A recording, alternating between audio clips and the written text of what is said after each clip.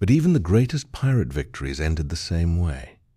As European empires strengthened their fleets and coastal defenses, the harbors once consumed by fire became heavily fortified, and the captains who had spread terror across the Caribbean found themselves relentlessly hunted.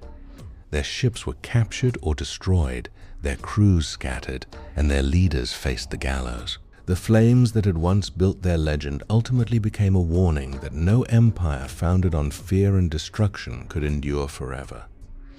Enjoy the video and don't forget to subscribe. Trace your finger along the map from Port Royal across the Caribbean and picture the year 1668 as the smell of rotting oak, boiling pine tar, damp hemp rigging, stale bilge water, sulfur, wet gunpowder, and burning pitch drifted beneath low storm clouds while snapping canvas echoed across a restless sea. During the bloodiest decades that later became known as the Golden Age of Piracy, entire coastal settlements disappeared beneath walls of fire, started not by accident but by deliberate strategy. A pirate assault rarely began with boarding alone, because experienced captains understood that terror could conquer a harbor faster than cannon shot. Their vessels, often brigantines or shallow draft sloops displacing between 90 and 140 tons, carried pronounced tumble-homes supported by massive white oak futtocks secured using hand-forged iron spikes nearly 12 inches long. Every seam had been packed with twisted oakum before repeated careening coated the hull beneath boiling pine tar, creating a flexible barrier against relentless salt water. Bronze cannon cast from an alloy averaging roughly 88% copper and 10% tin rested upon reinforced oak carriages secured by breeching ropes nearly 5 inches thick. Powder charges contained approximately 75% saltpeter, 15% charcoal, and 10% sulfur. Each grain carefully screened for consistent combustion because uneven granulation could alter muzzle velocity and split the barrel. When the glowing match touched the vent, expanding gases accelerated the iron round shot with terrifying force, smashing through timber, planking as wood fibers shattered into lethal splinters that often killed more defenders than the cannonball itself. Picture the first moments after the bombardment ceased, when silence lasted only a heartbeat before flaming carcasses wrapped in tar-soaked cloth arced through the smoke.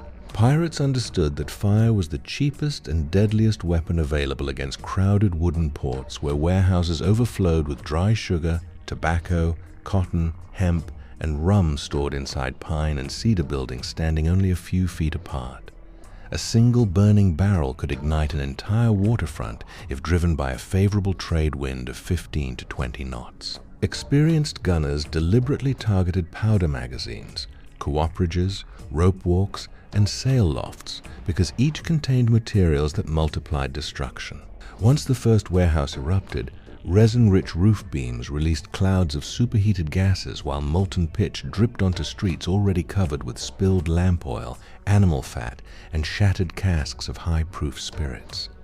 The resulting chain reaction transformed narrow alleys into roaring furnaces exceeding temperatures capable of softening iron fittings and collapsing heavy timber roofs. Pirate captains operating under abandoned letters of marque often claimed their attacks remained acts of war, yet after turning outlaw, they ignored every convention governing surrender. Their articles of agreement promised equal shares of captured wealth, rewarding the first men through breaches with additional portions of silver, encouraging speed before organized resistance could form.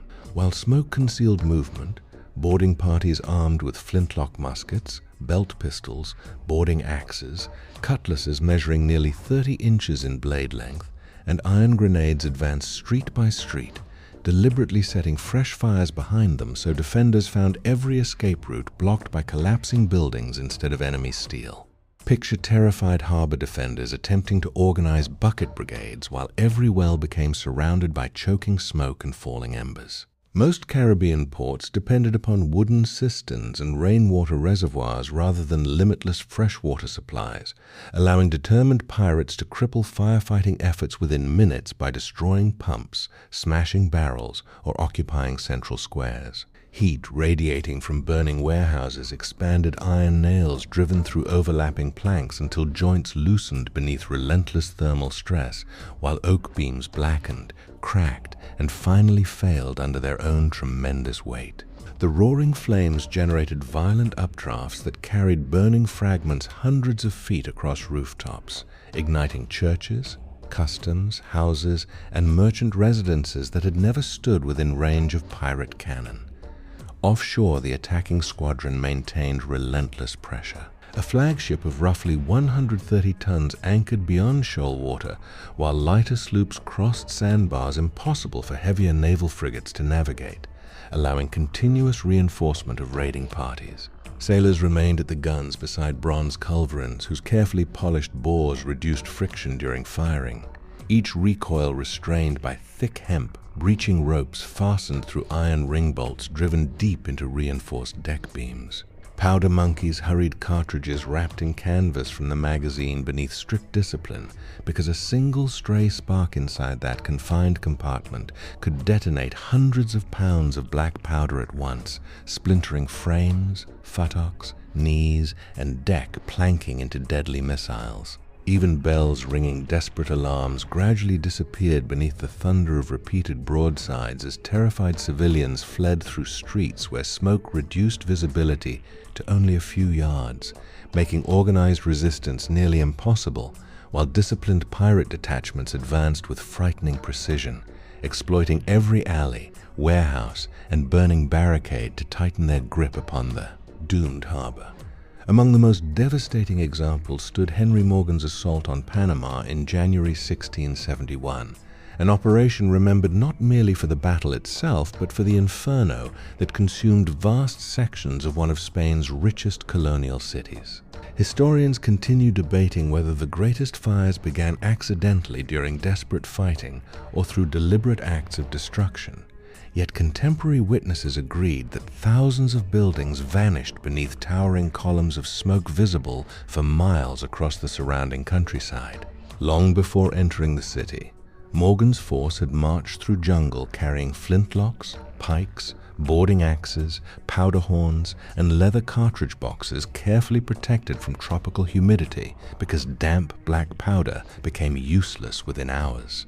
Once fighting erupted, every musket discharge expelled incandescent particles capable of igniting dry thatch, wooden balconies, and storage sheds already weakened by exploding powder barrels. Merchant districts proved especially vulnerable since warehouses contained tar, resin, lamp oil, sailcloth, hemp rope, timber, and casks of spirits that burned with extraordinary intensity. Pirate engineers and experienced seamen understood how rapidly flames traveled through closely packed colonial construction, where cedar framing, pine flooring, and oak support beams created uninterrupted paths for combustion.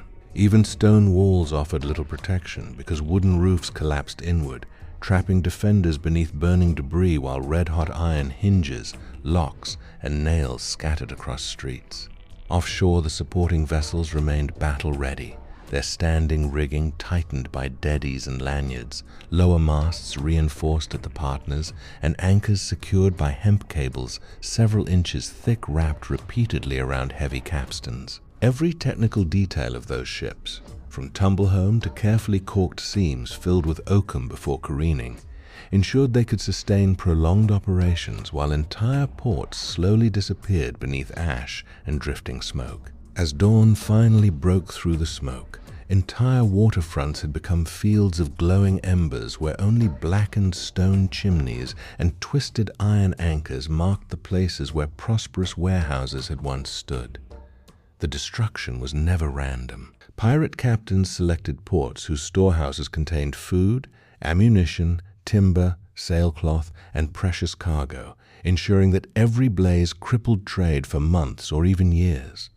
The psychological effect proved as valuable as the treasure itself because neighboring colonies often surrendered without resistance after witnessing the fate of a single harbor consumed by flames. The ports reduced to ash became lasting symbols of an age when naval power, engineering, and calculated terror shaped the Caribbean. Strong hulls built from white oak futtocks, carefully maintained through repeated careening, Disciplined gun crews, reliable black powder, and ruthless leadership transformed relatively small pirate squadrons into forces capable of overwhelming settlements many times their size.